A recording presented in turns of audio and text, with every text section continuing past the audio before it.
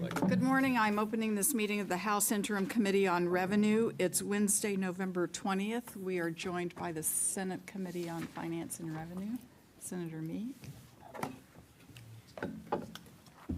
Good morning. Gaveling in on the Senate Committee on the Interim Senate Committee on Finance and Revenue. Welcome. We have one item on our agenda today. You all know what it is, I'm sure. We have an informational meeting. I'm opening the informational meeting to present the December Economic and Revenue Forecast. Chris. Good morning, Madam Chair Nathanson, Chair Meek, and this morning's meeting is the fourth quarter, the so-called December Economic and Revenue Forecast, and as usual, the Office of Economic Analysis is here. We do have some new staff. Carl Riccadonna is the new Chief Economist. It is his first time presenting in front of you, and you do have Michael Kennedy joining him, who you haven't seen in a number of years. But he is back. He's been with the office for a while. He's come out of retirement to help the office get back up to speed. And so they're here to present the forecast. Please come forward. Is the meeting materials posted yet? Yes. Oh, and thank you, Senator. Please refresh your screens. Once the chair gavelled in is when the materials went public. So if you were on OLS, please refresh your screen so you can see the materials. You should be able to. Yeah, it just came out. Hello. Good morning. Good morning. Okay, well, shall I begin? Yes, please begin, Okay. and you start with stating your name for the record. Sure. Carl Riccadonna, Chief Economist for the State of Oregon and Head of the Office of Economic Analysis. And I'm joined by my colleague, Michael Kennedy. Yes, I'll introduce myself when I... Shall I begin with the presentation? Okay, wonderful. Today's presentation will start with a brief overview of the national and state economy and then relate that back to the revenue forecasts for the state of Oregon. So first the macro outlook, the state level outlook, and then the revenue picture as a result of that. Moving into the economic outlook, it's a narrative of generally good news today, and so I'll use the term soft landing to describe how we're thinking about the economic outlook. And as you all are well aware, coming out of the deep decline in economic activity during the pandemic, for a multitude of reasons, whether it's fiscal stimulus or monetary policy, the economy surged immediately after the pandemic. It was producing economic output at a pace that is far beyond the sustainable pace for the economy. And so we had high growth, very large job creation, and as a result of that too hot growth, we also had high inflation. Policymakers had to respond to that by boosting interest rates aggressively relative to historical cycles. And so a common view among forecasters was that this cycle will end the way most cycles end, with too restrictive policy, tightening financial conditions, tightening economic conditions, and then before we're able to ease up on the brake pedal, the economy actually nosedives into a recession. That's what I would describe a hard landing for the economy. This time around, the stewardship of the economy, and there's lots of folks who are credited with this, but especially Federal Reserve policy, has been very agile in delivering just enough restriction to start the process of moderating economic activity and bringing those inflation pressures down. And the Fed has started to back away, ease its foot off of the monetary brake pedal soon enough to actually have a gentler outcome than the typical recession. So this is what we will describe as a soft landing. And I know during prior forecasts before this committee, there was concerns that a recession was inevitable. We can't say that there is zero risk of a recession going forward, but recession is not in our baseline outlook here. So we've also, and we'll discuss this in more detail a little bit later in the presentation, we do present alternative scenarios. So we don't think in just a baseline forecast, but also in terms of alternative scenarios. And that downside scenario would be that a recession does transpire. And we would ascribe a probability of about 20% to that outcome over the next 12 months. Professional forecasters, the consensus among professional forecasters is closer to about 25% probability of recession. So a low risk, but certainly not negligible. The other side of the coin, or the other risk scenario, would be a hotter performance, a more robust performance in the economy, and we'll describe that as a no landing scenario where we don't see as much moderation as forecasters are anticipating, and in turn then these lingering inflation pressures really prove to be very difficult to control, and we don't return to that 2% inflation rate that's the policymakers, the Fed policymakers' long-term goal for the economy. So we are in an environment where the economy is slowing, but not as severely as some folks had anticipated, including in prior testimony before this committee. As we look at the major factors that are used in determining whether or not the economy is in a recession, this is what I show on the screen on slide number 4 here. These are major parameters of economic performance. So on the top left, we have job creation. Moving counterclockwise, we have household income creation adjusted for inflation. Continuing around the circle, personal spending, also adjusted for spending for inflation. And finally, in the upper right, we have industrial production. What we can see here, obviously, looking at the top left, job creation has moderated. In 2022, it was not uncommon to see 700,000 jobs being created per month in the economy. That's a completely unsustainable pace over the longer run. We don't have enough workers to sustain that. But what we can see as we look at other facets of the economy, what's propping up economic activity at the moment really is a resilience among households, household balance sheets, household income trends, and this is intrinsically linked to the resilience in the labor market as well. So that unemployment rate holding in at healthy levels. We'll talk about the national dynamics a bit later, and also what's happening here in Oregon a bit later on as well. But so if we think of consumer spending as the bright spot in the picture, in the upper right we can see industrial production really stagnating, if not mildly contracting. And so I would say that while we have averted recession nationally, in the factory sector, we are seeing very clear signs of a manufacturing sector recession, including job losses and stagnant to declining economic activity as well. So it's not an entirely rosy picture here. There are pros and cons as we think about this.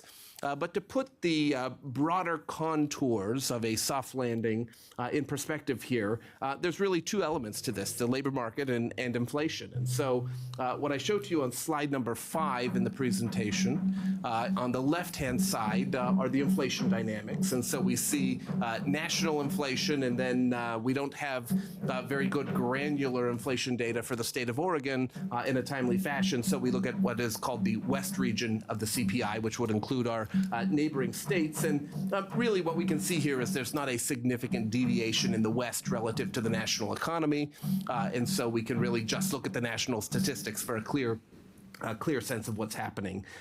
What we see in the chart is that inflation has moderated from a pace that by some measures was close to 9% during the hottest periods of 2022, down to a pace now that, depending on the measure we're looking at, is somewhere between 2.5% and 3.5%. So if the long-term goal is 2, we're not there yet. We can't uncork the champagne and declare mission accomplished, but we're getting very close to that level. This still requires careful stewardship. If the Fed says we've won the battle and we can take interest rates back down to a neutral level, then we may never actually hit those 2% inflation targets. And of course, some of the inflation numbers more recently have shown some stickiness. So there's still pressure that needs to be exerted on the inflation numbers. But we've made such considerable progress that the Fed has determined it's appropriate to start dialing back on their policy prescription. So as you all well are aware, back in September, the Fed cut interest rates by 0.5 percentage point.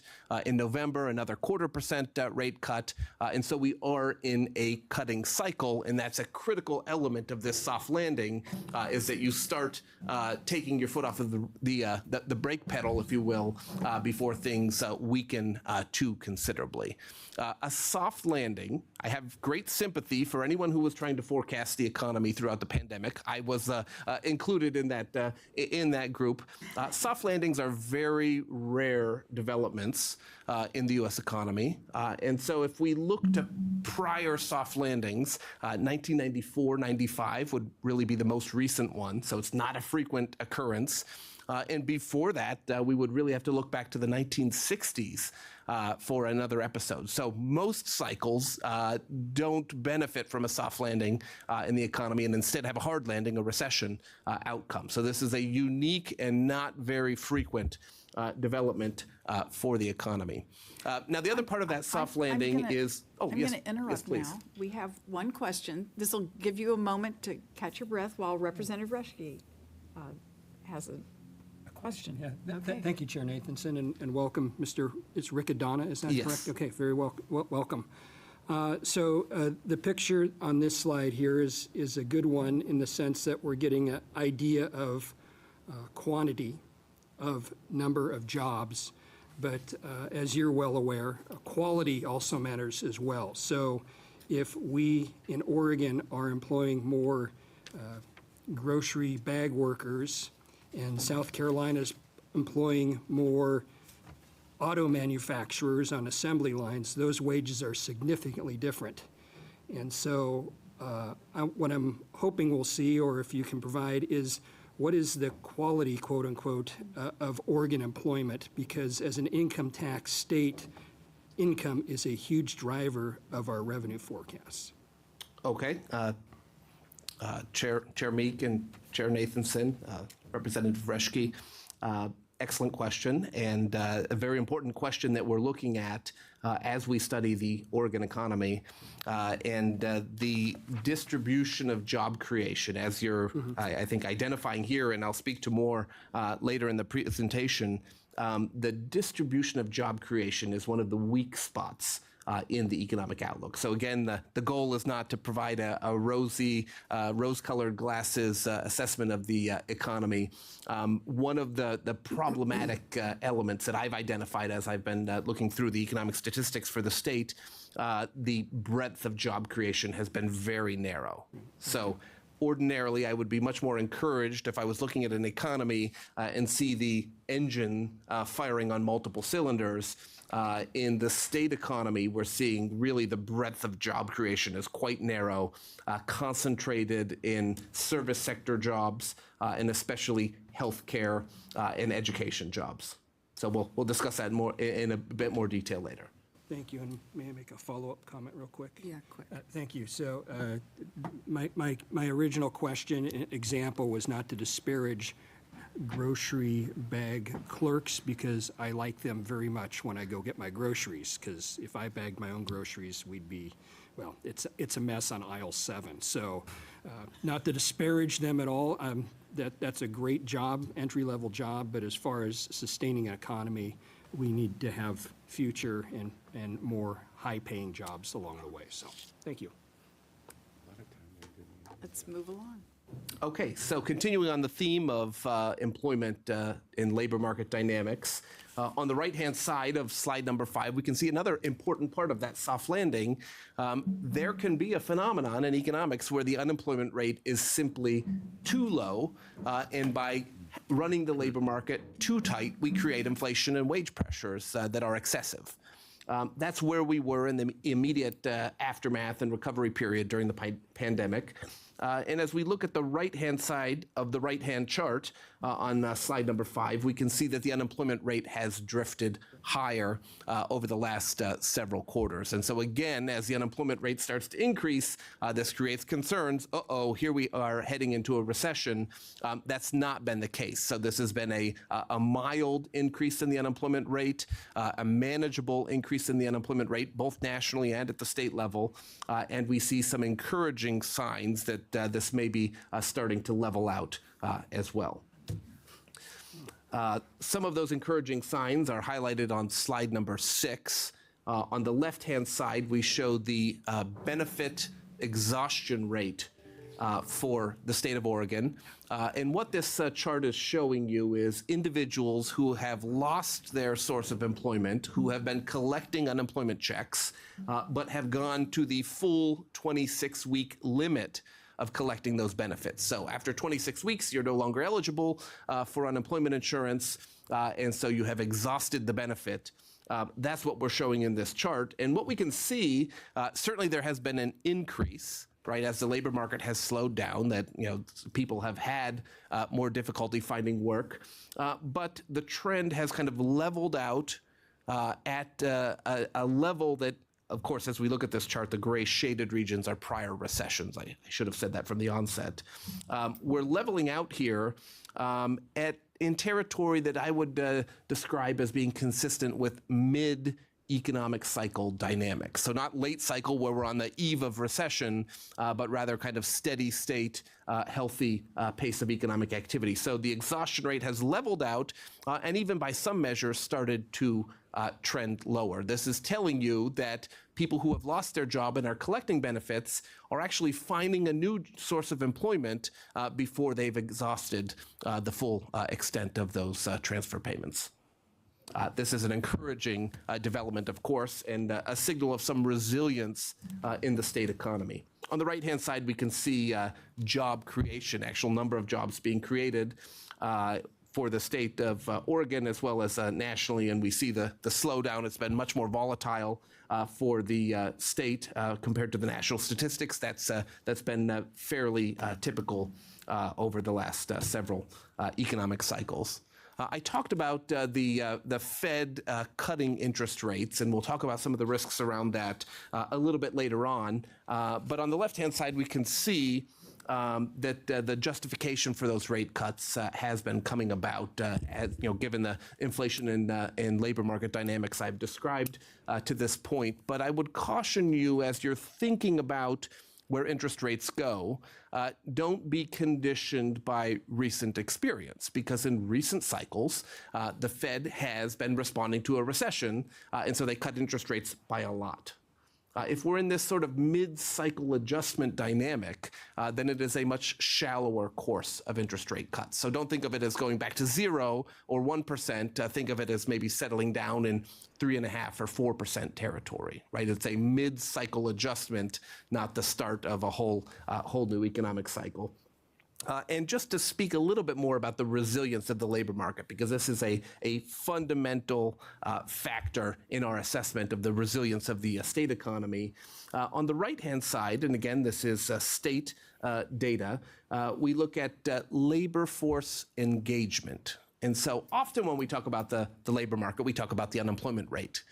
The inverse of that unemployment rate is the employment rate, or the employment to population ratio, which we show in this chart. And so we can see a remarkable improvement, not only in this cycle, but over the past several cycles. This is a legacy of the high-pressure economy we've been in, where employers are really looking for workers and really searching to pull maybe what we would describe as marginal labor market participants back into the labor force. And so someone who maybe is on the cusp of retirement decides to stick it out for a few more years because of favorable labor conditions, conditions, or perhaps in a dual income household, or a single income household, maybe the second parent decides to also return to the labor market or whatnot because of favorable conditions.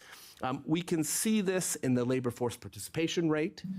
We also see this in the employment population ratio, which I'm showing in this chart here, and we're really running at the highest level since about 2000. So this again speaks to a very fundamental material improvement in the labor market.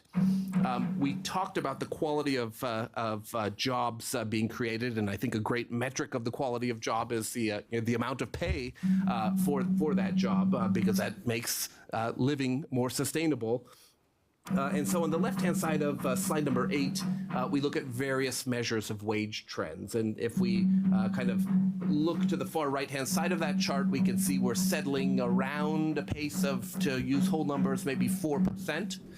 You'll recall that in describing the inflation backdrop, I said we've settled down closer to 2.5 to 3.5%. So the moral of the story of this chart is that wage gains, for the most part, this is not speaking for every Oregonian, of course, but in aggregate, wage gains are largely keeping pace with, if not mildly exceeding, inflation in the economy. That's certainly not always been the case, but that is the present condition in the economy. So an encouraging outlook for the ability of households to continue to prop up economic activity. And of course, on the right-hand side here, we look at jobless benefits filings, those unemployment benefits filings.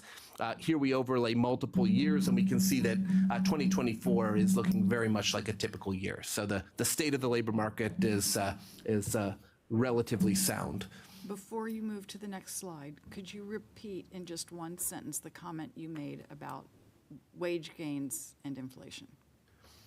Yes. So as we look at various measures of wage gains in the state, we can see they're settling in the vicinity of about a 4% pace, and with major inflation barometers running at about 2.5 to 3.5%. That's telling us that wage gains indeed are keeping pace with, if not slightly exceeding, the rate of inflation. That was not the legacy in 2023, for example, but it is the case now, presently. Thank you very much. Senator Boquist. Thank you. Welcome to the committee. In looking at your series of 3 slides here and the 25 to 54-year-olds with a job, I'd like your observation as a fresh face, because you appear to be preaching Shangri-La. The state of Oregon is on norm with this statistical fact. About 30% of millennials and younger of working age are now living with relatives because they can't afford to live anyplace else. That certainly doesn't sound like a major accomplishment, but what happens if they actually go out and get a house? Now, of course, as you know, houses here are probably the same price as New York, right? Or California. We're probably in the same 3-tide bracket. But that being said, we have a large swath of the working population that's living at home. And of course, being a historian myself, I mean, we're talking about American Revolutionary times, or maybe the Civil War, the last time that happened. But that 30% plus that can't afford a house and are living at home, what happens to them in the future? Or are they going to see an opportunity to move out? Or if they do move out, of course, I mean, rent these days right downtown here is $2,000 a month. So they're not part of this great gain, and they're a huge segment of the future workforce. So what's your observation on that group of millennials and younger that are living at home, working 1 or 2 jobs? And of course, most of them, ironically enough, because I'll admit, committee, I have one living in my basement, right? He makes more money than I do. Okay. So what's your observation going forward in that segment of the future workforce? Very good question, Chair Meek, Chair Nathanson, and Vice Chair Boquist. There's a couple of issues that you've identified here. One of them is the labor market narrative we've been discussing, and but I think what we're looking at is the kind of concentric circles here between labor market prospects and housing affordability. whether we're talking about ownership or renting, and where that overlap is occurring. And I think this is not just a phenomenon for the state of Oregon by any stretch. This is happening on a national basis, where a legacy of pandemic era policies, low interest rates, and a surging economy has been that home prices have increased appreciably, and by a lot of measures, housing affordability is the worst it has been since the early 1980s. So it really is a multi-generational phenomenon. It's true in Oregon, it's true nationally, and so there is going to be a tension point going forward where we have a healthy economy with healthy wage gains, and maybe that resident of your basement, wants to move on, and they're moving into a very tight housing market. Now, the restriction there is that we have a housing market where interest rates are high, and so that also is impeding affordability. So I don't have an easy quick fix to that situation, but there's going to have to be an increase in housing production over a longer, not just cyclical, a longer term, structural issue nationally and at the state to alleviate a housing shortage. Just a quick follow-up, Madam Chair. You raised another interesting point, because the Federal Reserve, when it cut a half point, within the week, the mortgage and banking industry increase the average loan rate by an entire percentage point. So not only did they take the half point that the Federal Reserve gave them in overnight lending, they then took another half point in profit. How is that going to impact our ability to build new housing and generate more household incomes? Sure. Well, Chair Meek, Chair Nathanson, and Vice Chair Boquist, another important question, and the linkage between mortgage rates and what the Fed is doing is not a tight linkage. The Fed controls one interest rate in the economy, and there's lots of other interest rates, whether it's auto lending rates, treasury yields, mortgage rates. And so actually just this morning, the Mortgage Bankers Association announced their latest weekly data.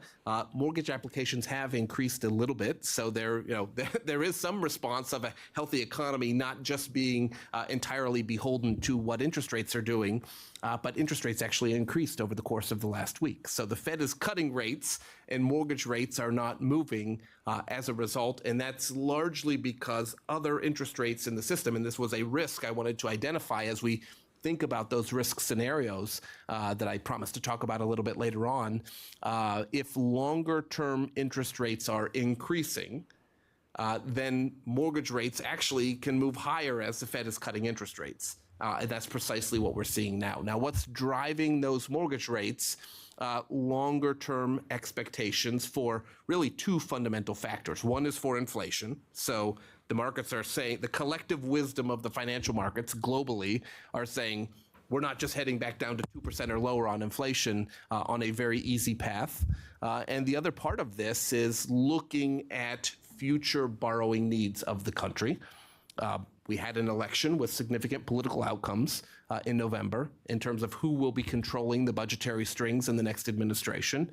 That includes guidance on tax policy, changes to tax rates, and big questions about whether these tax changes and potential cuts, specifically a renewal or a further sweetening of the Tax Cut and Jobs Act, if those tax cuts will be paid for. If they're not, that increases the deficit, that requires more borrowing, and then all else equal, more borrowing would push interest rates higher as well. So I'm not making a political judgment one way or the other, but the expectation of more fiscal stimulus in the next administration. And we see that anytime there's kind of unity of power. So a divided Congress tends to spend less than a unified Congress. We know that. That's simply a historical fact. And so more inflation, more borrowing is boosting expectations for where interest rates will be over the longer term horizon. And that's this dynamic of the Fed cutting rates, but we're not seeing it pass through to things like mortgage rates or even 10-year Treasury yields, for example. Thank you, Madam Chair. One additional question. Thank you, Madam Chair. Appreciate that. I wanted to go back to a comment that the chair made and had you repeat, which was that Oregon's wage gains are slightly higher than inflation. And I just want to make the comment, or have you comment on, without productivity gains, all that's going to do is lead to inflation. Because if I'm paying more for my labor and they're going out into the workforce and they find out, oh, food is now more, gas is now more, because those businesses have increased the wages of those workers in order to stay ahead of inflation. All you do is have a dog chasing its tail at that point. Without productivity gains, we're in trouble. All we're doing is adding to inflation at that point. We're not solving it. Chair Meek, Chair Nathanson, Representative Reschke, very important question as we're thinking about the medium-term outlook is what happens to productivity growth in the economy. Because as you rightly describe, as we think about limiting constraints on the state economy or on any economy for that matter, as we think about a longer-term outlook, it is dictated by two factors. One, demographics, so the growth rate of your population or your workforce, and number two, productivity. So economics is a very complex profession, but when we think about an economy's long-run potential, it's really just two variables that determine it. Productivity has been strained during, it's been historically low in the last economic cycle and strained during the course of the pandemic. We're seeing some encouraging green shoots. And so what I've observed looking at many economic cycles is that when we have a high pressure economic environment, meaning one where there are resource constraints, whether it's supply chain constraints, commodity constraints, or labor constraints in particular, businesses make investment to navigate these conditions. And so when we have a tight labor market, businesses make the capital investments to do more with less, right? That is ultimately a productivity gain. We haven't seen it to any real degree yet. Productivity is kind of in 2 to 3% territory, but it does look to be reaccelerating. Now, whether this is AI or more conventional types of productivity enhancements, I think we're seeing some encouraging starting conditions that should support a productivity rebound over the longer run. It's too soon to tell, but we are seeing some encouraging signs, and we're seeing, for example, as we look at the national accounts, the GDP accounts, a lot of capital investment spending that's taking place. Thank you. Thank you, Madam Chair. Time check, it's a little after 9:08 perhaps, and we're a third of the way through the slides. We're doing okay. For us, yeah. Okay. Senator Meek. Thank you, Co-Chair Nathanson, and good morning. Thank you, Mr. Riccadonna. And I just wanted to, mention that you mentioned the future administration, future tax policy changes, and economic, headwinds. And so my charge to you is that it's going to be very important that you lead us over the next 6 to 7 months so that in May, when we're looking at our final forecast, that we can make a great decision on how Oregon moves forward. So that's my charge to you, and that's my only statement. So thank you. But it seems like you're very qualified and very educated, and so we're going to be depending on your help with this as we navigate those changes. Chair Meek, thank you very much for the compliment. And of course, I have a very robust team supporting me as well. So I certainly appreciate that feedback. And I fully intend to meet your charge. And I'll meet Chair Nathanson's charge as well to speed up the economic presentation so we can talk revenue. So just quickly to run through some of the remaining key points. We discussed earlier with Representative Reschke the distribution of job creation. In the slide you see on page 9, left-hand side is just the composition of jobs in the state. And on the right-hand side, we can see where job growth or losses have been over the last 12 months. And so we do see a concentration in the service sector, especially private education and health services. We see losses in categories like manufacturing and construction. As we talk about quality of jobs, those are typically viewed as high quality jobs that have higher benefits, pensions, health coverage compared to other industries. So that does speak to the composition and quality of job creation. Mixed picture in terms of Senator Finley. Thank you. Thank you, Madam Chair. Back to slide 9. I have a couple of questions about slide 9. So this should be very alarming. You talked about construction's in a mild recession. You look at construction and manufacturing are the two bottom of the job loss, or the top of job loss categories. The only the only sectors that are gaining are highly competitive, certificated, specialized fields, such as education, which requires a certification, or health services, which require certifications. And is this, does the private health or private education, is that K-12? Is that the advent of charter schools? Is that because Oregon's education system is 49th in the country, so we're making charter schools to have teach our kids something? And, or, I mean, I don't understand, you know, if it's K-12 or both, and we just spent hundreds of millions of dollars in chip manufacturing and chip to spin up the chip project, focuses in Oregon, and it doesn't reflect, it's not even a blip, it's still in the negative side. So where are we at with that? Because I think we're in more of a soft recession for manufacturing and construction, because that's the tank. I mean, it's the top of the list for job loss. So how do you explain that? Chair Meek, Chair Nathanson, and Senator Finley. It's a very important point, and something I highlighted at the onset, that I was not encouraged by the weak breadth or diffusion of job creation in the economy. As we look at private education and health services, private education could be anything from pre-K all the way to the university system as well. So it's a broad swath, and health services can be anywhere from a doctor who requires lots of a degree to a health aide, which would be more accessible to someone who is maybe displaced from those other industries we highlighted.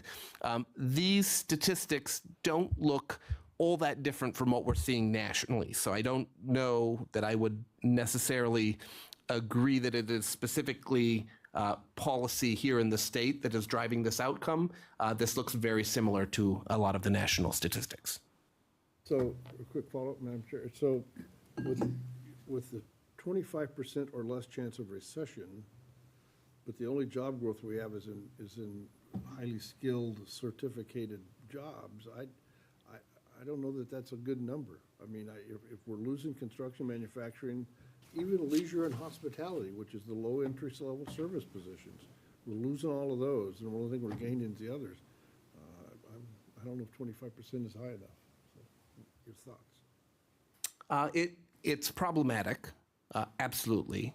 And if I could advance to the next slide, I'll show you some kind of key metrics to think about those two sectors that you've highlighted.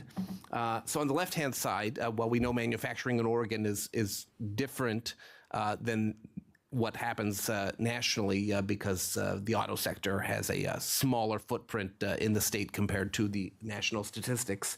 But what we can see on the left-hand side, so we'll start with the good news, which is the manufacturing sector.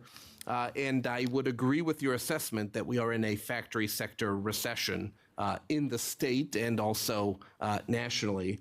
A good leading indicator of demand for labor is the number of hours worked in the sector. And so as we look at the blue line on the left-hand side, we can see this long decline in recent years of hours worked in the state. That's discouraging. If we look to the right-hand side of that chart, we can see over the course of the, let's say, the last year or so, a significant rebound in hours worked in the manufacturing sector, the length of the work week. Often, this is a precursor of a turn in employment fortunes. And so I don't necessarily want to make a forecast here today that we'll see positive job gains in the factory sector, but we are certainly seeing an impressive turn in the conditions which historically has resulted in employment turning positive. Could I, Oh, okay. Madam Chair, could I follow up with that? So is that reflective of your chart on the left on page 10, of the reduction in the labor workforce of manufacturing? So to meet their production goals, they increase the hours. Is that, could that be that reflection in those going from 37 to 40.5?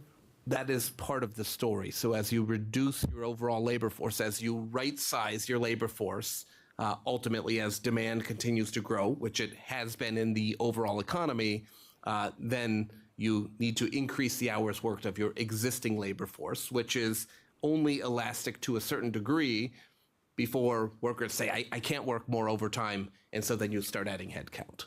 Thank you. Senator Boquist. No, I'll pass. Thank you. So that was the good news. The bad news is if we look to the right-hand side of the chart here, and it's these persistent problems in the housing sector. And so what we look at here is, again, for the West region, but Oregon, a significant part of that, housing starts, so putting the shovel in the ground, versus completions of housing. And what this tells us is that we are largely exhausting the pipeline of homes under construction. And if you're thinking about employment prospects in the construction industry, especially residential construction, this is telling you that the demand for those workers, unless something turns around, the demand is actually deteriorating in terms of the outlook for the residential construction going forward. And of course, with interest rates holding up at 7%, for those millennials we described earlier, that's a bit of sticker shock if you've only witnessed the mortgage rates that we've seen since 2000, for example. I'd like some additional detail on this. The housing starts, is that like single-family detached housing? Does it include multifamily attached housing, apartments, condos? We can provide data on both of those measures, both single-family detached starts and also multifamily units, and I would be happy to have my office provide that data to you after the fact. This is just a really noteworthy piece of information here. It's not like everybody has a house, and so we don't need to be building new houses or apartments. It's kind of astonishing to see this number, so I'd like to dig into it a separate time. Plays in the face of 36,000 new units. Yeah, we can dig into it another time, but I guess you would say let's put a pin in that and look into it. So in the interest of wrapping up the economics discussion, as I highlighted previously, demographics are destiny in economics. I know there's been a lot of focus for the state as a whole, as well as the Portland metro area about population dynamics. And so what we show on the slide number 11 here is our senior demographers' forecasts for population growth in the state. We saw some decline during the pandemic, a rebound to some degree, but a rebound that certainly doesn't match the population growth that Oregon has historically relied on. And if we look back over multiple economic cycles, let's say over the last handful of decades, Oregon has typically outpaced national economic activity in terms of production. So think of GDP growth, for example. A big part of that has been the influx of well-educated, working-age households into the state. We saw that drop off during the pandemic, and we see from our own team's projections here that if we think of the average height of the blue lines after the forecast dotted line, the demarcation there, that is certainly lower than what the average would be over the prior two decades. So that will be a limiting factor for the state if we don't see a more robust rebound in population dynamics. Just to share a bit of favorable news. So with the Portland State estimates, it was, of course, in today's Oregonian as well, Portland has eked out a very small population gain in the latest data. And also something my team likes to track is the number of individuals who are surrendering out-of-state driver's licenses to apply for an Oregon driver's license. If you look very carefully at this slide, real close, you'll see my own experience here earlier this year surrendering my East Coast driver's license and getting an Oregon driver's license. But I just only in part because as we look at the dynamics here, there's, again, sticking with that theme of green shoots, maybe some positive news here that we're starting to see that trend turn in a more favorable direction. Senator Fennell. Thank you, Madam Chair. So, back to slide 11. Over the last year and a half, there has been a pretty wide discrepancy with Portland State's forecasting populations and the national population forecast for Oregon. Last week, Portland State modified reduced their population forecast to come more in line with it. How can you now think that when you look at the 2025, that's a significant growth between actual here on your chart and what is 2025, and it's flat when we've been in decline. If you look at national numbers for the last 2 years, if you look at Portland State numbers, they just finally recognized it. That doesn't, your chart doesn't hold true with what seems to be reality. Am I reading something wrong? Where's all these people gonna come from January 1st to go up a significant amount? Sure. So it's an open question. So certainly something we will continue to be looking into. And something that, again, the reason I highlight the slide on the right-hand side is that this shows us there is a rebound, in migration to the state. That is something we should be paying attention to. And if that rebound, highlighted by the darker bar on the right-hand side, continues, then that is a path towards the forecasts that we're laying out there. If that rebound falls short, then obviously the estimates would have to be toned down even further. I would argue that chart on the right, the increase in numbers could be code enforcement, because it's been waning for the last few years and it started ramping up where citations are being issued for not having a driver's license and license plates and everything else. So I don't know that it's population. I think it's people saying, I better comply with the law because they're finally saying they're going to enforce the law. So It's an interesting point. I would have to look more into the details to understand that. Again, these are surrendered out-of-state driver's licenses. Senator Boquist. On that same point, don't need a comment, I'm just giving you some advice in the future. You don't know me, I don't know you. I've been one of the co-chairs of the Joint Transportation Committee for 8 years. We have several ranking members here. This particular driver's license issue, there are claims of 45% error rates in this data. We've never really gotten to the bottom of that. There are some major majority members trying to pound this into the dirt and find out what is there. So I just point out to you, you might want to look a little deeper into the surrendered driver's license, this whole DMV thing, because this is a major contention in the hundreds of millions of dollars being debated elsewhere in this legislature right now.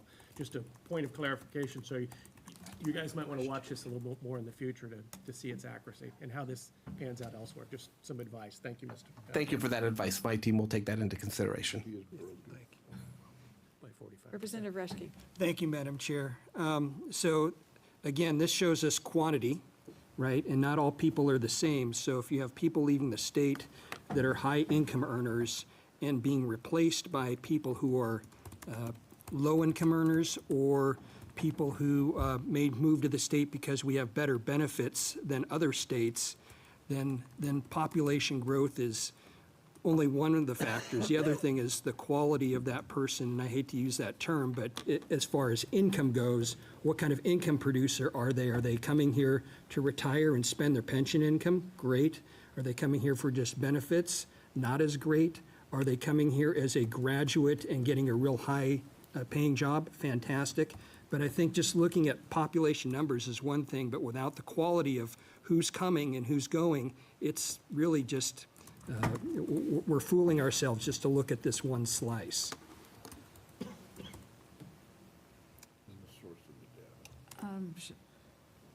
think we better move on. That's fine. Yeah.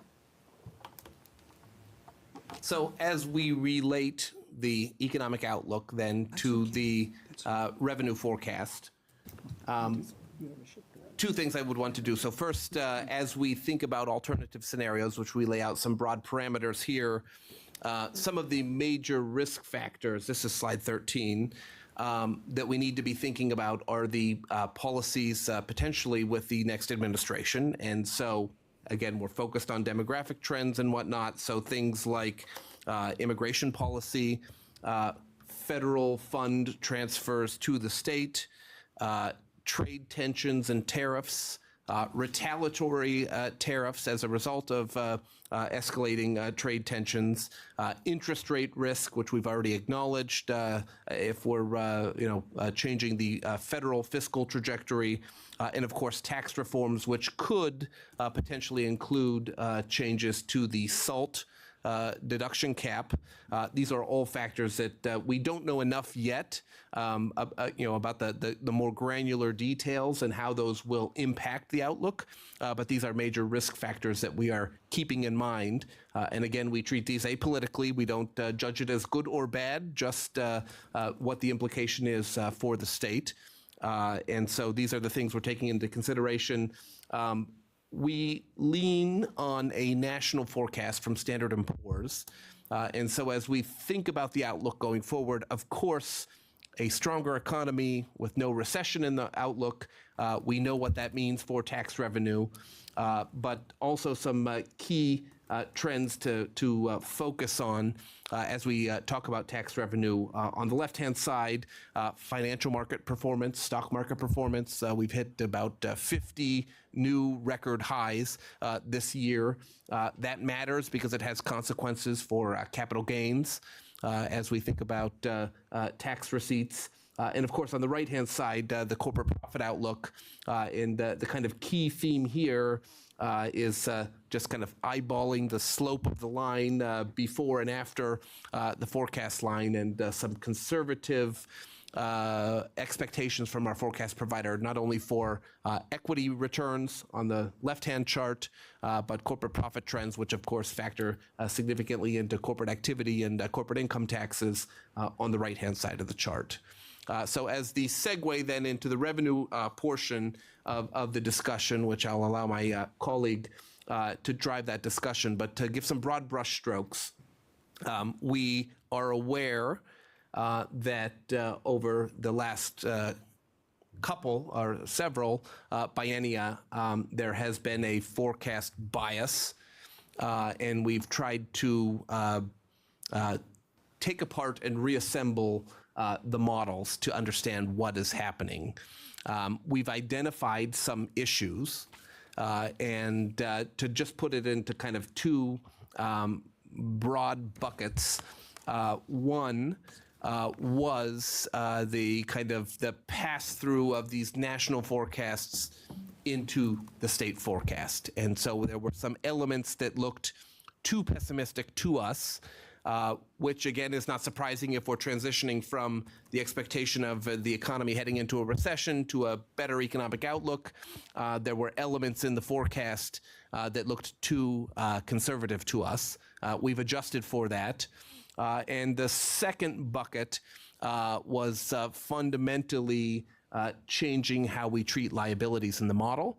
And there was an issue, which again my colleague will expand upon, the treatment of recent kickers and how that was handled by the model was creating some instability and some kind of misleading signals, which then resulted in compounding errors for future forecasts. And we can see that in the next slide. But we've made efforts to address both of those flaws, if you will, in the model, and corrected for that in our in the revenue forecasts, which we are presenting today. And before you get to that slide, since you've mentioned making adjustments in the modeling, I went back and looked at notes from hearing a forecast in May of 2023 when we when we heard that adjustments would be made, I want to get your take on what we heard and how that's worked out. One of the statements was, for example, not only did we have an unexpectedly healthy filing season once again, but we've also made some methodological changes in our models to try to capture some of the fundamental shifts that we've seen in our revenue system and the underlying economy, and these methodological changes have served to boost expected revenues as well. A second statement a few minutes later was the hardest thing to forecast is the realization of capital gains. Then there was a statement, we've made refinements for the inflationary and wage pressure environment, the fixed tax brackets we have on our income tax side, and federal tax reform on the corporate side. And then later, it was explained, one of the big factors we have included and incorporated in a better way, the concept of bracket creep. We have a progressive income tax system, and as we've seen income gains both in terms of labor market and non-wage income and business income, we've rapidly seen more and more of our filers be subject to the top rate. Then we heard that perhaps 40 to 45% of the collections were subject to the top rate. So we heard in 2023 that already some of these adjustments were going to be made.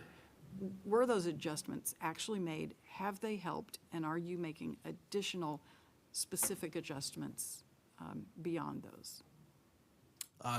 Chair Meek, Chair Nathanson, thank you for that important question.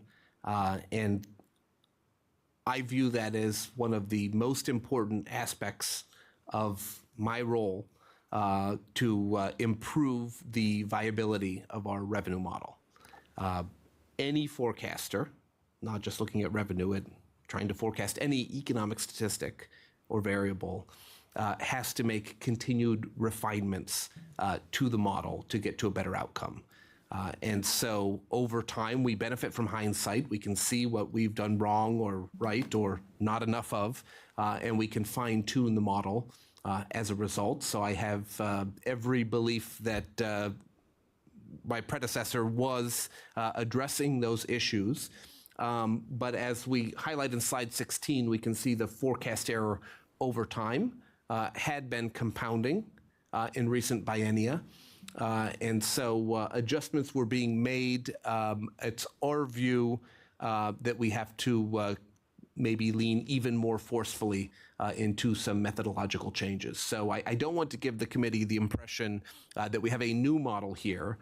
It is the same framework and same approach, but the degree to which we lean on various levers within the model, we're maybe doing that more forcefully to identify some of these issues. A few of the items you mentioned, capital gains being one of the hardest categories to forecast. I think that's a fair assessment.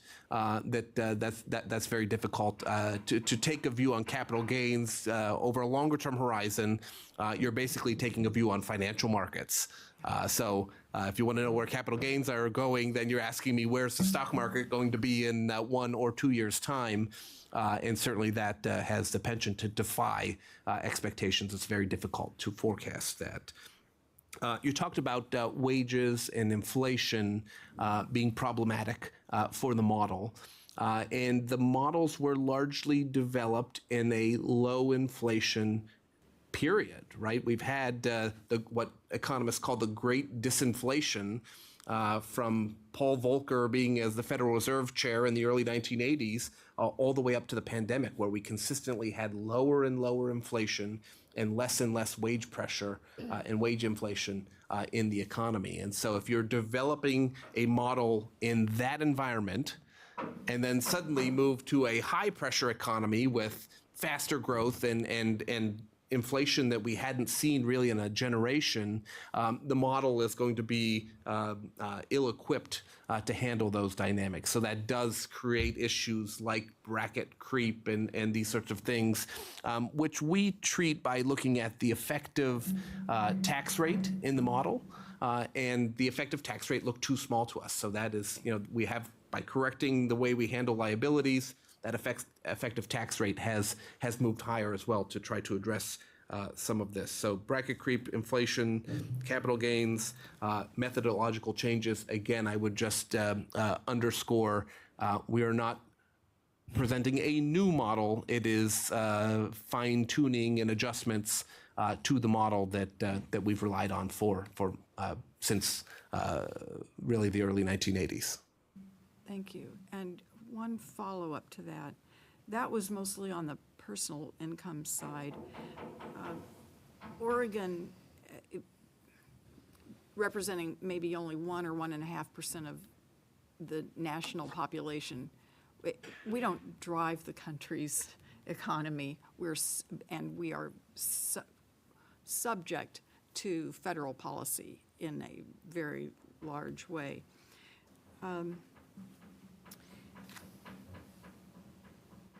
We heard in that meeting in 2023 that after 4 or 5 years of data on the corporate tax side, that there were some federal tax reforms that could now be incorporated into the model, and one of those had to do with part of the Tax Cut and Jobs Act, increasing corporate payments. A lot of corporations, I'm more or less quoting, are now realizing more of their income domestically because the relative tax advantage of offshoring their revenues overseas has become smaller. If it comes back in for tax purposes, our base has increased. Is that part of modeling adjustments that you've seen in the last year or two? And is that the case, that businesses, U.S. businesses that had been parking money overseas are not reporting here, are now reporting domestically?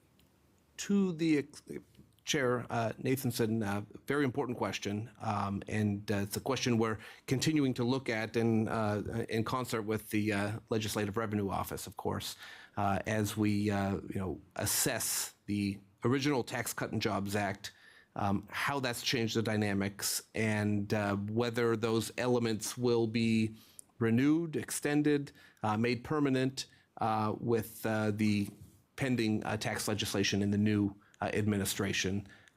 Maybe I defer to my colleague to talk a little bit more about corporate tax treatment within the model. Good morning. Chair Meek, Chair Nathanson, members of the committee. For the record, Michael Kennedy with the Office of Economic Analysis. And do you want me to address that question? Maybe just in a 30-second what's happening, and then we'll go to Senator Finley. Okay, so in the model, we modeled corporate income tax on corporate profits. And so to the degree that corporate profits have realized the impacts of Tax Cut and Jobs Act, the realization or the repatriation of overseas assets, that feeds through to the model directly. So there's sort of part and parcel here. To what degree do you need to modify the model to make adjustments for that, or do the data feed into it directly and give you that boost? Really what this is about is your expectation for the future. And that's where we're going to get into assumptions that have been driving prior forecasts about whether there was going to be a correction or not a correction based upon how much permanence is there in this huge run-up we've seen versus no correction. And that's really the basis, and we'll get into this, but that's really the gist of all of this is your expectation going forward and sort of in that post-pandemic environment and potential recession, sort of a more pessimistic versus a less pessimistic outlook. It's less about the modeling.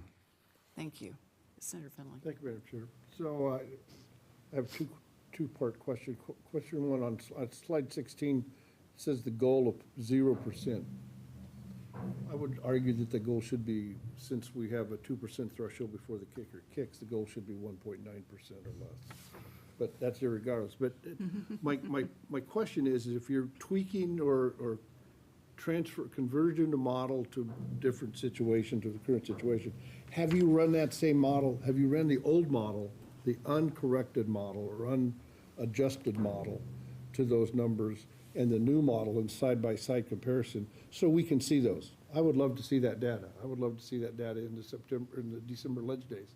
If you have run the old models and you have the new models based on all of this, the tweaks, the adjustments you have made, I would like to see it on a breakdown basis, the line-by-line adjustments, the difference between the old model and the adjusted model and the financial impacts to those. Before 15, there were years this body had 5 or 6 special sessions as the numbers weren't met and the budget was out of balance, so we'd have to have a special session to fix that. We haven't had a special session only one time in the last 7 years because of the cushion built into this current modeling system. So if you're going to try for the 0, then the chances of a special session are much higher if with a slight bump in the revenue, in the workforce outlook, and the revenue gets bumped and you come in and say, we're not going to meet our expectations if you shoot for 0. I'd like to see a side-by-side comparison on a breakdown of the last 3 biennium on the modeling and what your adjustments are going to be, so we can look and see and think about the impacts of that, because that could be significant impacts. Chair Meek, Chair Nathanson, and Senator Findley, I fully appreciate, I've jotted down your questions. The mandate of my office is to forecast the revenue number as accurately as possible. So the reason we put 0% to be the target, in a perfect world, we nail the forecast every single time, exactly. What we're illustrating in this chart is the directional misses and the magnitude of those misses over time. And we can see that in recent history, we've kind of always missed in the same direction and to a larger degree, which made it clear to us that we had to make some adjustments to the model. Now, a good first pass, and we will try to follow up with your request, a good first pass at looking at the old model versus the new model is simply comparing what was presented to you in September versus what we're presenting today.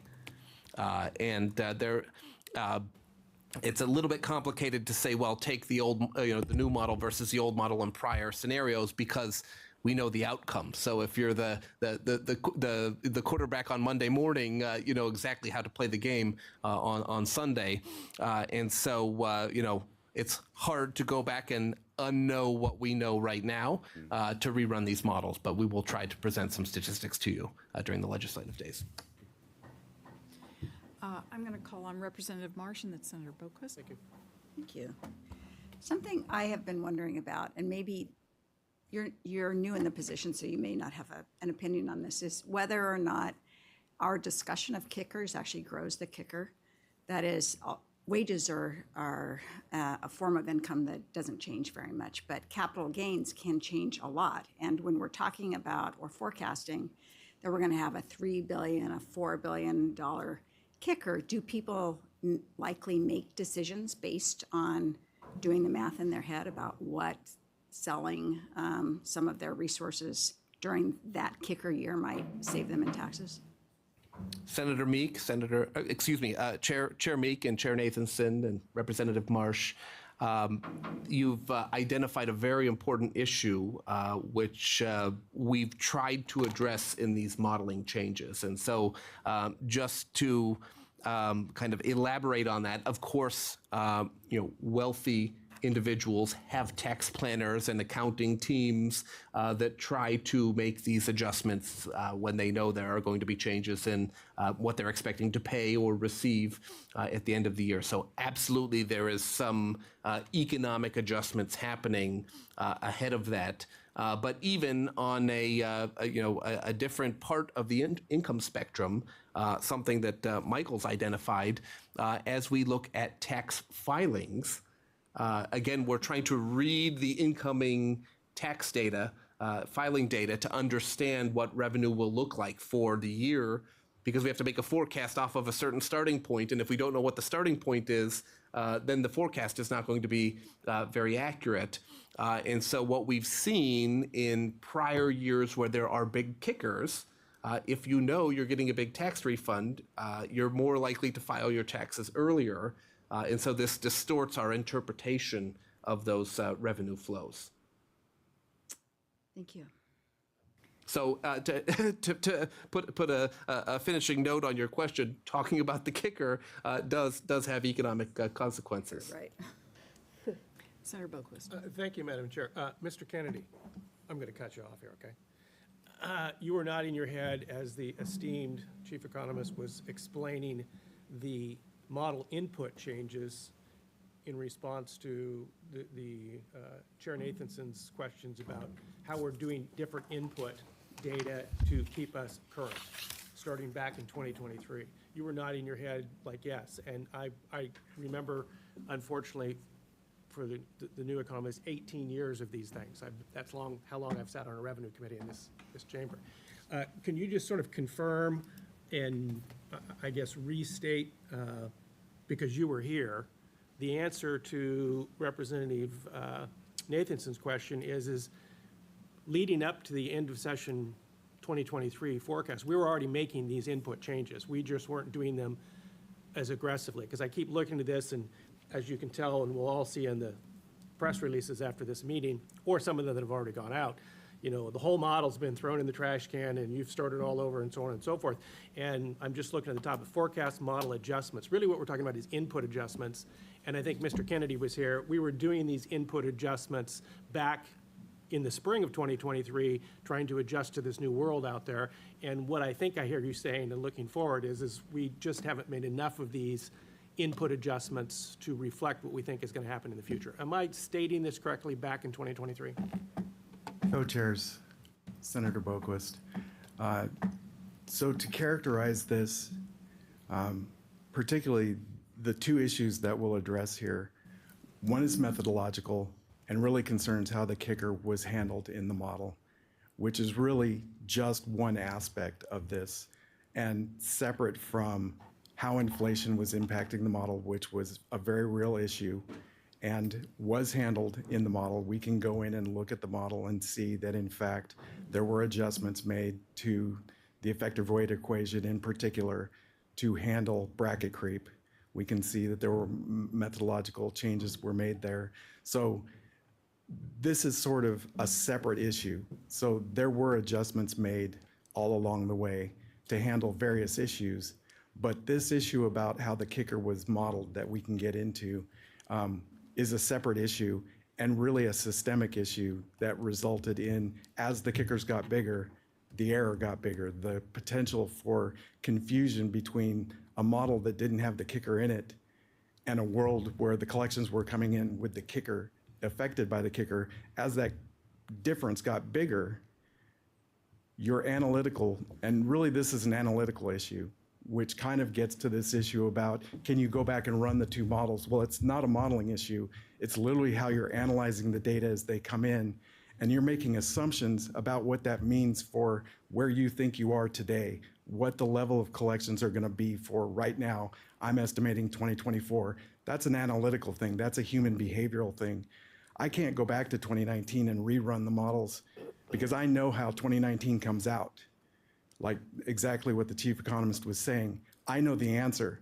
I can't go back and pretend I'm Mark McMullen and try to run 2019 with the kicker in the model and pretend I don't know exactly what 2019 is. I already know the result and I already know the error.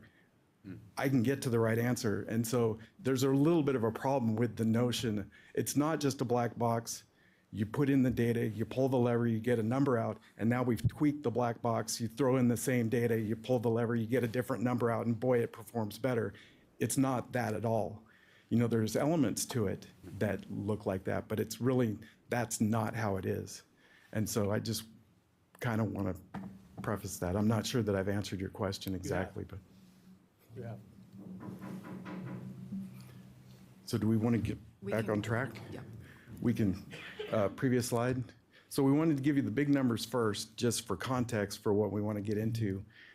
So for the current biennium, we've increased revenues 945 million, which seems like a big number, but in the last few years, you've seen 2.5 billion increases, 2 billion increases, 1.5 billion. So it's a big number, but when we get into the actual underpinnings of these changes, I think you'll understand, the rationale for that. And just in terms of unspent resources for the current biennium, which I think is an important number to know, 2.8 billion is the projected ending balance, so unspent resources this biennium. Turning to next biennium, revenues increased by 1.3 billion. Of course, that's muted because you've got an increase in the kicker being taken out of 2025 tax liability. Bring along that 945 million increase in beginning balance, so total available resources up 2.3 billion for next biennium. Again, it seems like a big number, but when you think about the errors for the past few close of session forecasts, they've been wrong by 2.2 billion, 2.3 billion, 7.4, which is an aberration, which we can explain away. A lot of that is unanticipated inflation, capital gains. But even this biennium, we're currently projecting it to have been wrong by 2.8 billion. So when you think, if you come along and you address just a couple of fundamental issues and rectify those, you bring the forecast back into line with what the chief economist has said is an accurate prediction of what that number is going to be when we publish it in September of 2025. If this is an accurate prediction and previous predictions were off by $2.5 to $3 billion, really, you can expect these kinds of changes. So just to put that in context. So I think we've talked about this slide, but I do. Senator Finley? I'd like to talk more about that slide. So in the 23-25 biennium, you're suggesting that we increase revenue by $945 million. That will have a direct impact on the 23, or on the kicker for that period. Will it reduce the kicker by $945 billion? The September 24th revenue forecast said we had, at that time, the kicker was kicked, was $987 million.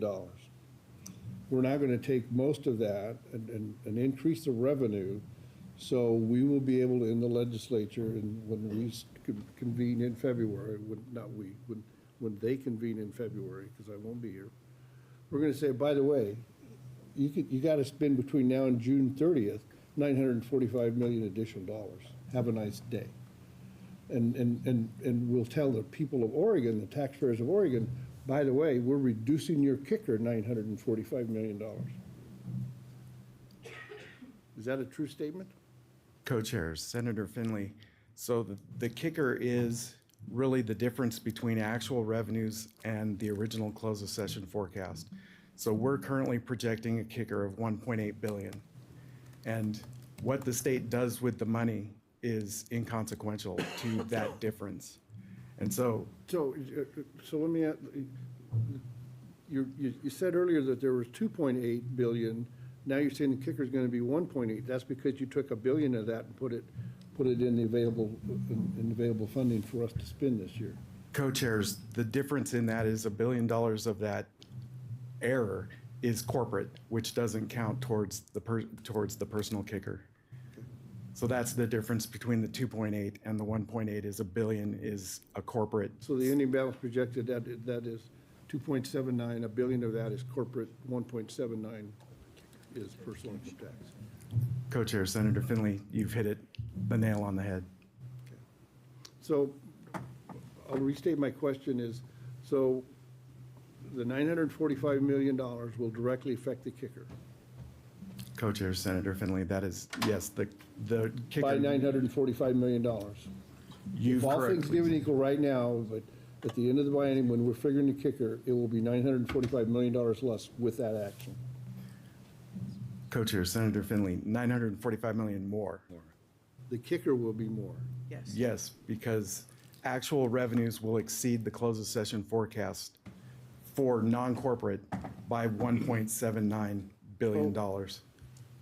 I'm sorry, Madam Chair, I'm struggling with this. So if we increase the revenue which takes legislative action. I think you could suggest it, but the budget's cooked. To change the budget, we as the legislature would have to do that. So if we're going to increase, if you recommend we increase the revenue, then why would we not have to immediately go out there and spend that said money? I don't know. I see no value to do this if we're not going to spend the money, to have the authority to go in there between now and June 30th to spend $945 million. Okay. I'm sorry, Madam Chair. I'm going to let you off the hook for a minute and ask Chris Alanak to respond to this. And Senator Meek, you had a point Just a also? comment. Oh, okay. But I want to just point out, just quickly, the $945 million is just an increase since the September forecast.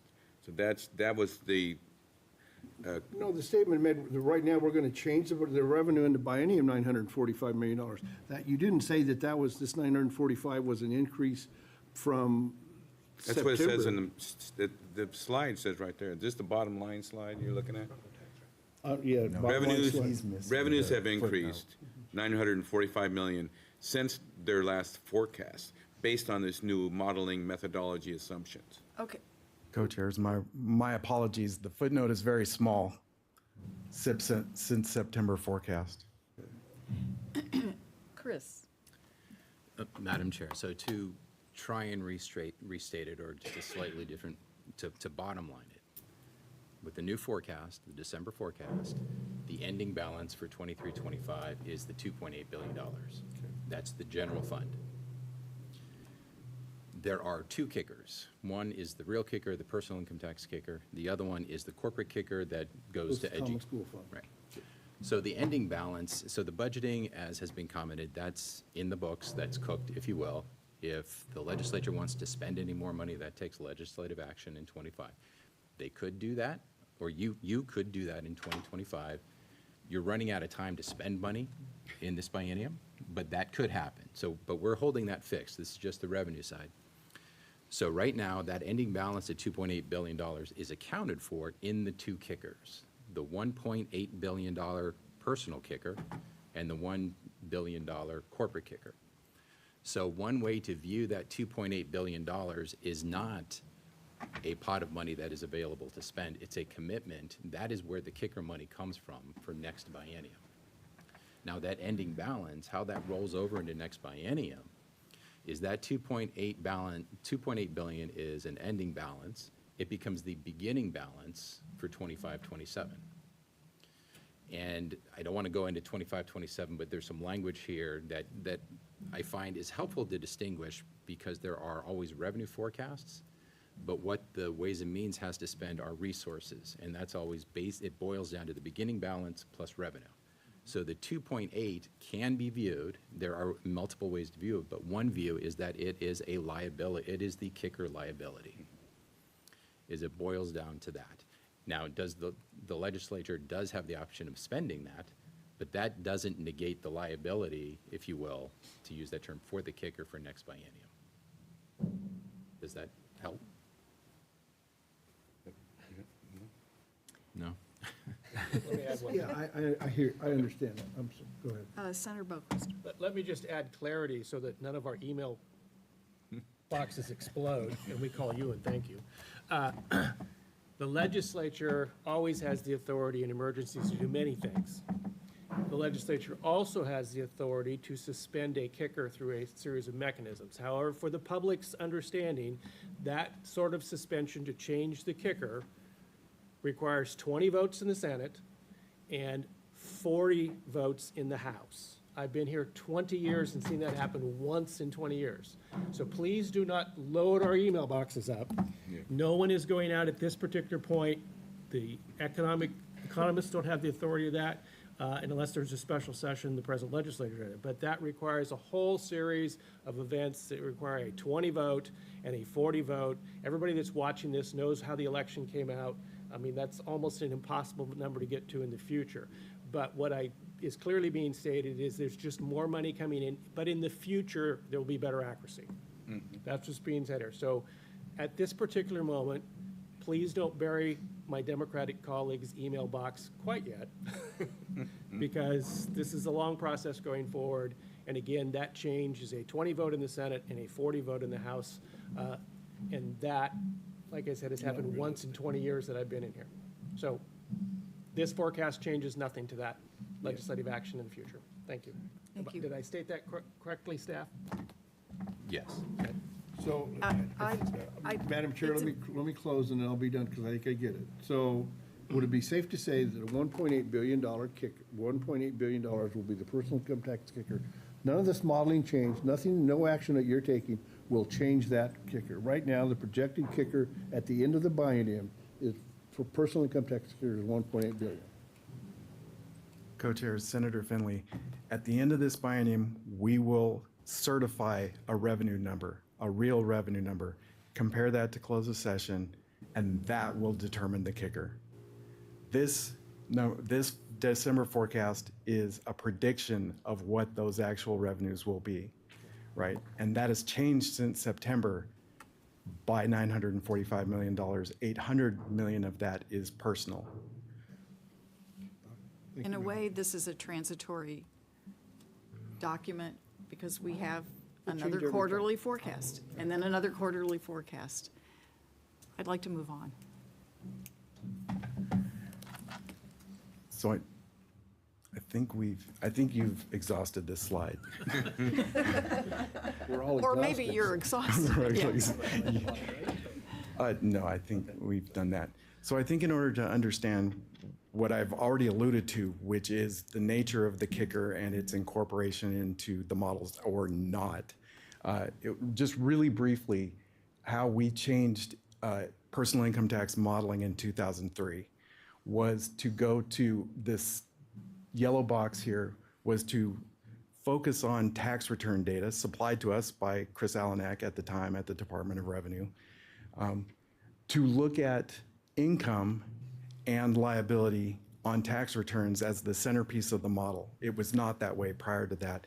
And the reason we did that was, one, so that we could associate changes in income and liability directly to economic variables, so that we could come in here when those things on the right, the monthly collections changed, we could literally give you a narrative to wrap your heads around that when those collections were changing, it was due to changes in economic factors, like the market's doing a lot better, like it's doing right now.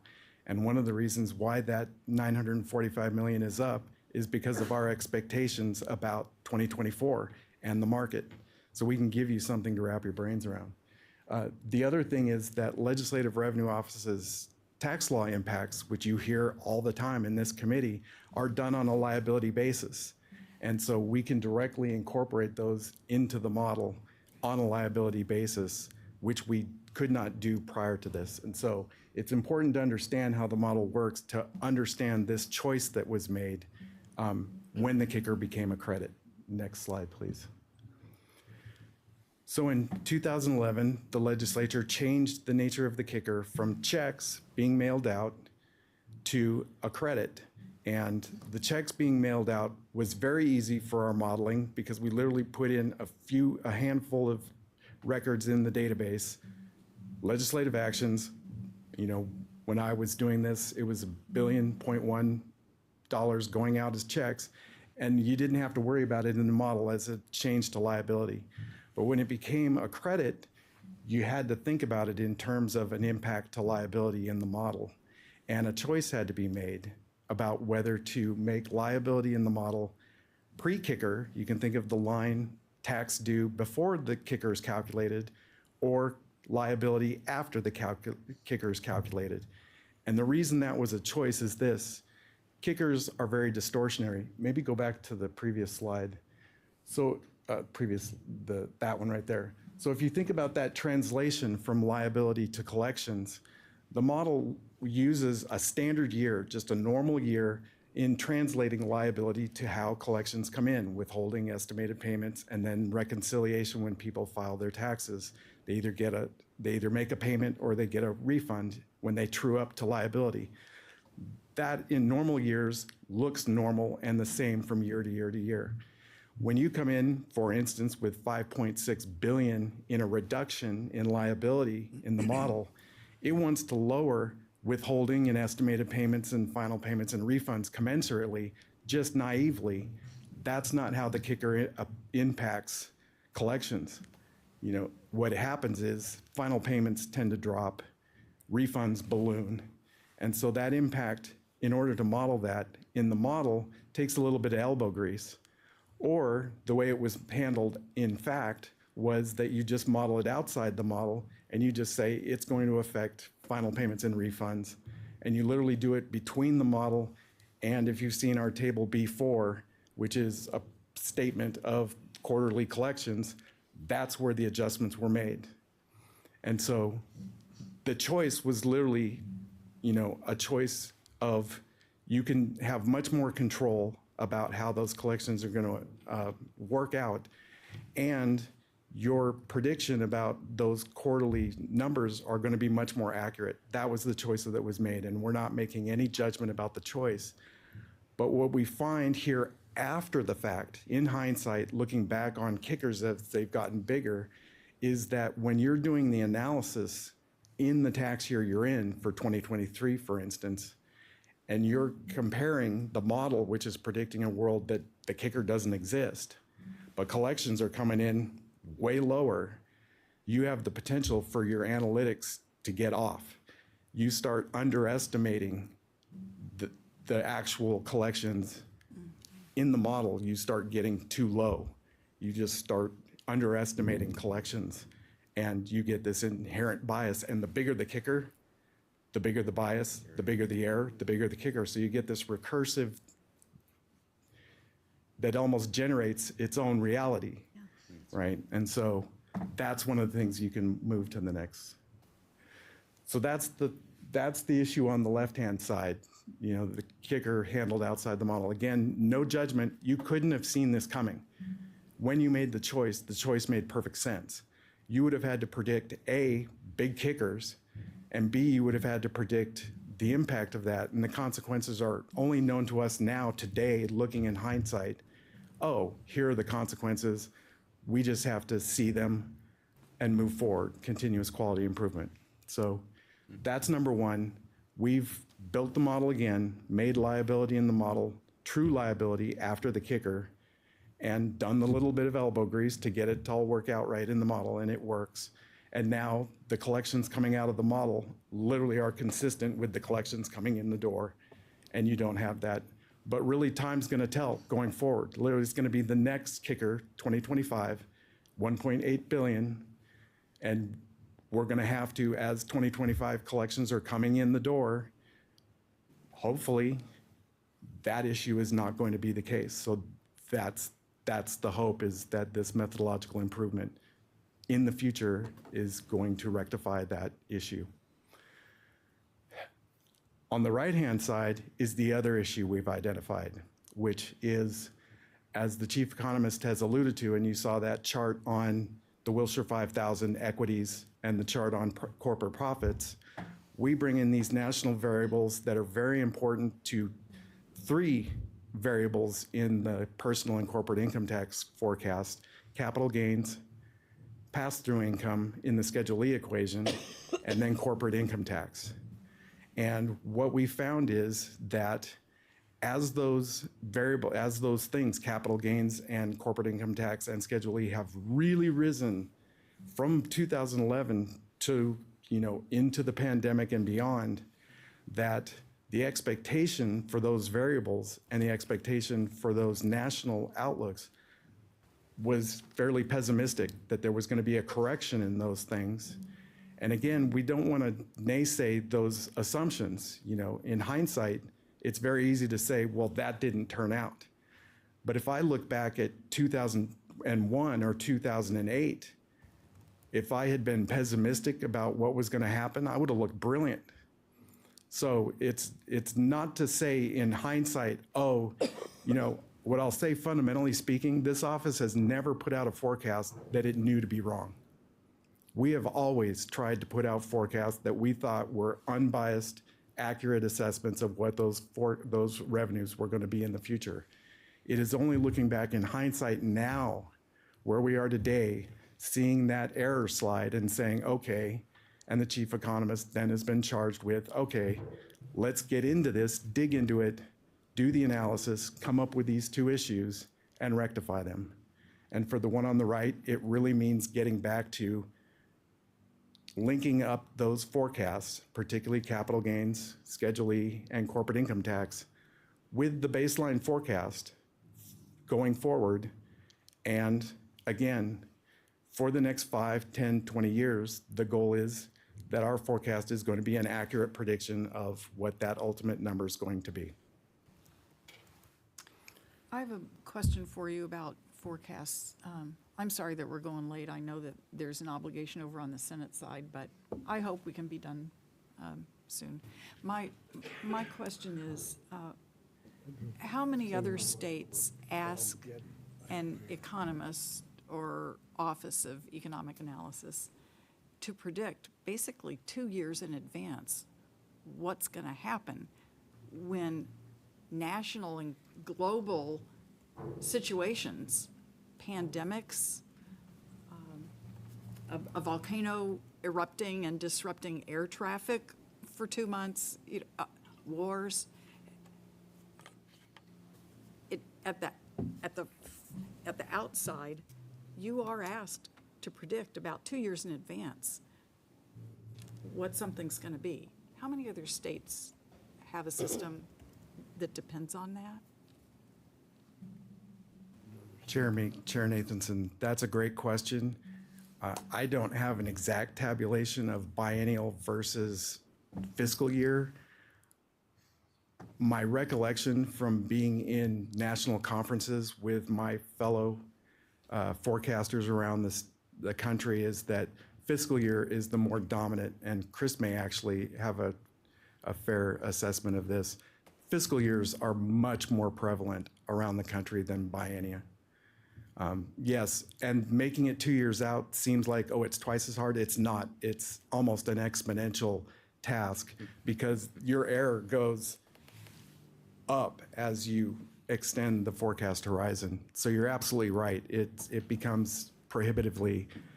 And then when you tack on that 2% window here, and the ending balance is another 2% on the bottom side, you're literally making the window here with a tax structure that is income tax based, which is the only one of its kind in the country where it's this volatile. Most other states have diversified general funds. We have the most concentrated of a very volatile income structure. And so you've got a volatile general fund that goes like this, and you've got this 2 percentage point on either side window. And so you're absolutely right. That's been the reality that this office has struggled with for 40 years, 45 years. Thank you. Senator Finley has a comment, and then we're going to let you finish Very the short. slides. So Oregon is the only state in the union with a kicker, is that correct? To my knowledge. Yeah. So the whole issue is if we didn't have to give back the money, the taxpayers' money that's rightfully theirs, we didn't have to give it back to them because of the kicker, this would not be an issue. But we passed through an issue petition in the early 2000s, a kicker that says, if we collect more than 2%, we're going to give it back to you. Co-Chair Senator Finley, that is the reality, and our office doesn't weigh in on policy. No, they don't. Thank you. And they just defeated a sales tax by So- 80 points. They did. Are we, We're close. Yeah, the next few slides are restatements of what we already talked about. And I think the more formal statement here and what we've done here from past statements is the absolute values of the December forecast there, then the change from the prior September forecast, and then the change from close of session, so that you can see, I think, what we're talking about here in terms of the numbers we were talking about. So the changes, but also the absolutes from close of session, and then the ending balance, which I highlight just because those are unspent resources this biennium.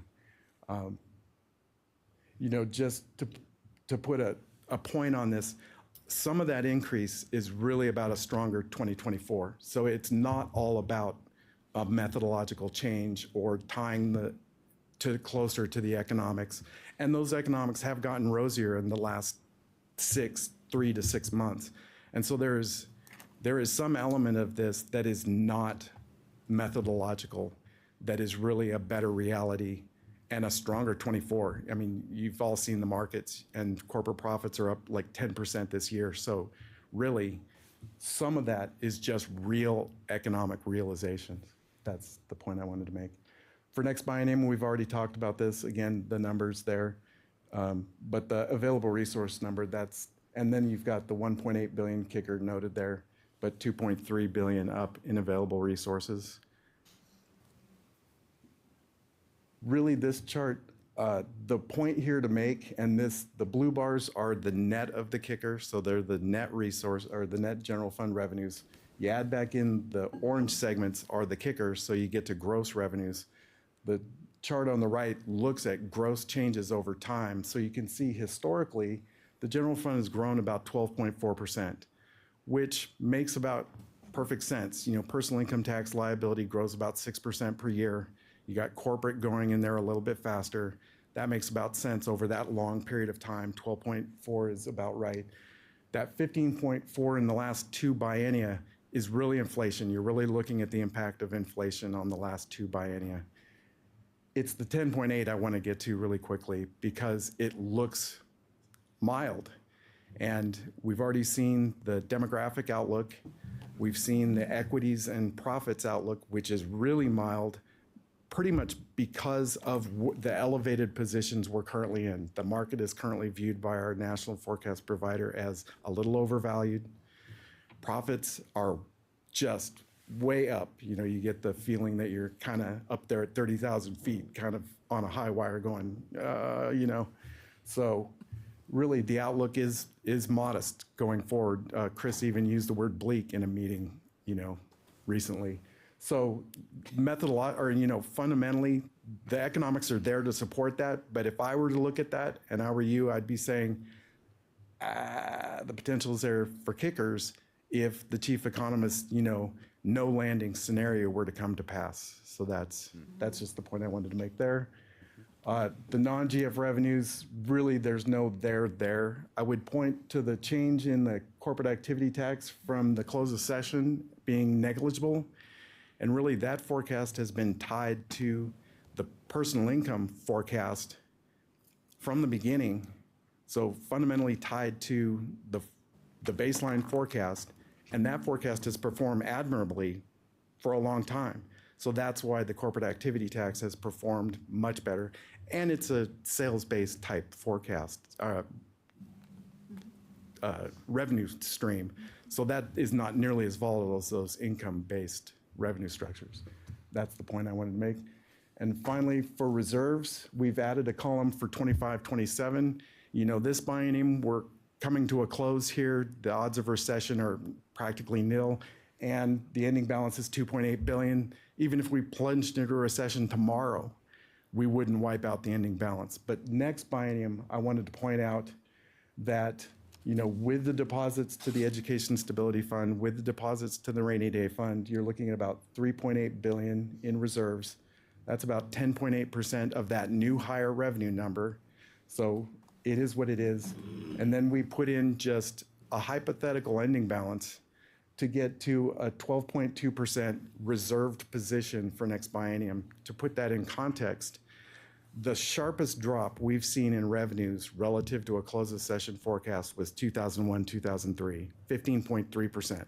So in the last 50 years, the worst thing we've seen happen was literally publishing the May forecast for 2001 and finding out about a day later that we were in recession, and oh no, and down we went, and that was 15.3%, and that was a bad recession, right? That was a significant, severe recession that occurred on the eve of the biennium. We're currently looking at, you know, mild to moderate at best, because those precarious imbalances just do not, from all accounts, exist in the economy today. So our view is that that reserve position is healthy relative to the potential outcomes. And that's the point we wanted to make. That's good news. I think it's good news for us, for the bond market who watches what we do.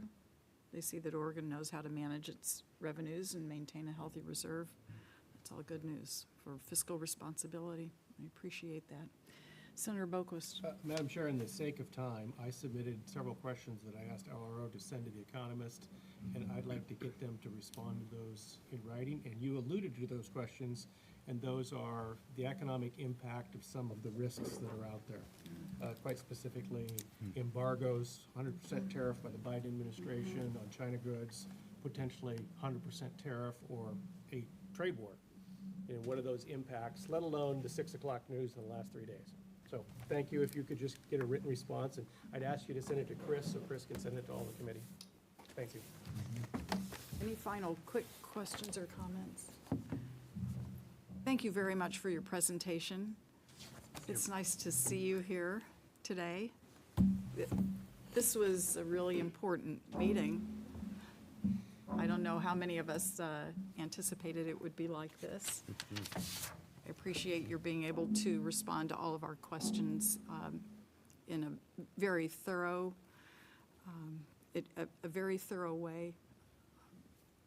I think everything's been addressed